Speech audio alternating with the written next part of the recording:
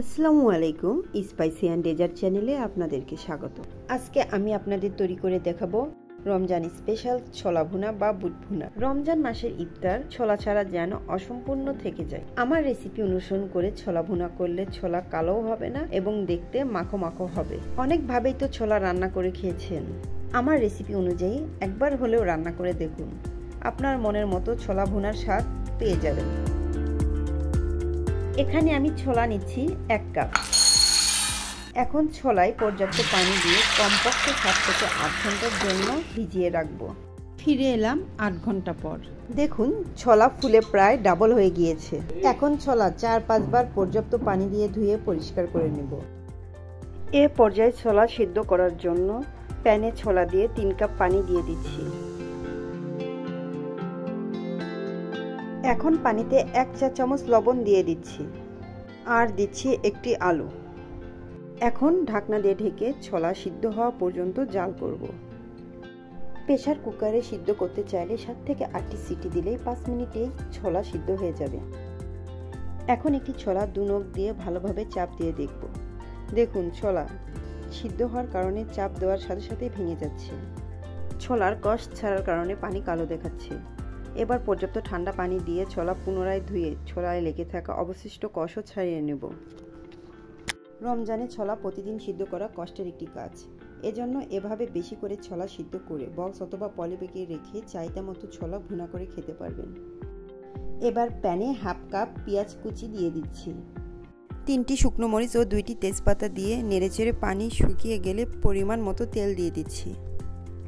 Brown colour আসা পর্যন্ত পেঁয়াজ ভাজতে থাকব। দেখুন পেঁয়াজে ব্রাউন কালার চলে এসেছে। দিয়ে দিচ্ছি 1/2 চা চামচ আস্ত জিরা।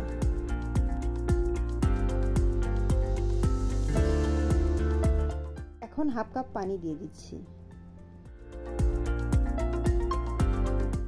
এবার দিব রসুন বাটা 1 চা চামচ, আদা বাটা 1 চা চামচ, জিরা বাটা 1 চা চামচ, লবণ 1 চা চামচ ও হলুদের গুঁড়া 1/4 চা চামচ। একটি কাঁচামরিচকে 3টি টুকরো করে আমি এখানে মোট 10টি কাঁচামরিচ ব্যবহার করেছি। মরিচের গুঁড়া ব্যবহার করছি না, কারণ ছোলা ভুনায় কাঁচামরিচ ব্যবহারের টেস্ট বেশি হয়। হলেও কোনো প্রকার মশলা ছোলা ভুনায় ব্যবহার করবেন না। 5 মিনিটের মতো সময় নিয়ে পেঁয়াজ ও মশলাগুলো ভালোভাবে কষিয়ে নেব। এখানে আমি আগে থেকে একটি বড় সাইজের টমেটো কিউব করে রেখেছিলাম। ছোলা ভুনায় অবশ্যই টমেটো ব্যবহার করবেন, এটা ছোলা ভুনায় আলাদা একটা স্বাদ এনে দেবে। 2 মিনিটের মতো সময় নিয়ে টমেটো কষিয়ে নিয়েছি। সিদ্ধ করে রাখা আলু আমি এখানে পেস্ট করে নিয়েছি। পেস্ট করা আলু এবার প্যানে দিয়ে টমেটোর সাথে 5 মিনিটের মতো সময় নিয়ে ভালোভাবে কষিয়ে নেব। দেখেই বোঝা যাচ্ছে আলু ও টমেটো কষানো হয়ে গিয়েছে। কষানোর সময় যাতে আদা রসুনের গন্ধ না থাকে এজন্য তেল দিয়ে ভালোভাবে কষিয়ে নিচ্ছি। এবার ছোলা প্যানে দিয়ে স্প্যাচুলার সাহায্যে ভালোভাবে মিশিয়ে নেব।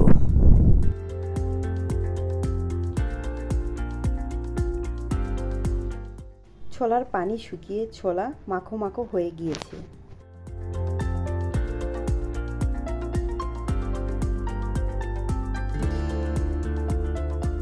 এ পর্যায়ে ছোলার লবণ টেস্ট করে নিচ্ছি। চেকে ছোলায় লবণ কম মনে হলে আপনারা পরিমাণ মতো লবণ দিয়ে দিবেন।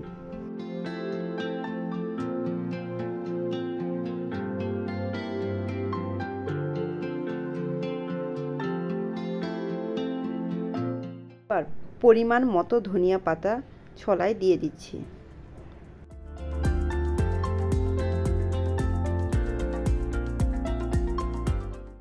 তৈরি হয়ে গেল মজাদার ছোলা ভুনা বা বুট ভুনা। আশা করছি ভিডিওটি আপনাদের কাছে ভালো লেগেছে। আপনারা একবার হলেও বাসায় এভাবে রান্না করবেন এবং কেমন হয়েছে কমেন্টসে জানাবেন।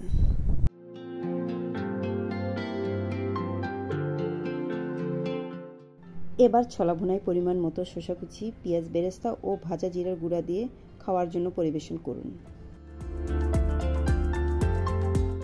ভিডিওটি বেশি বেশি শেয়ার করুন এবং নিত্য নতুন ভিডিও পেতে চ্যানেলটি সাবস্ক্রাইব করে আপনাদের পাশে থাকার সুযোগ করে দিবেন।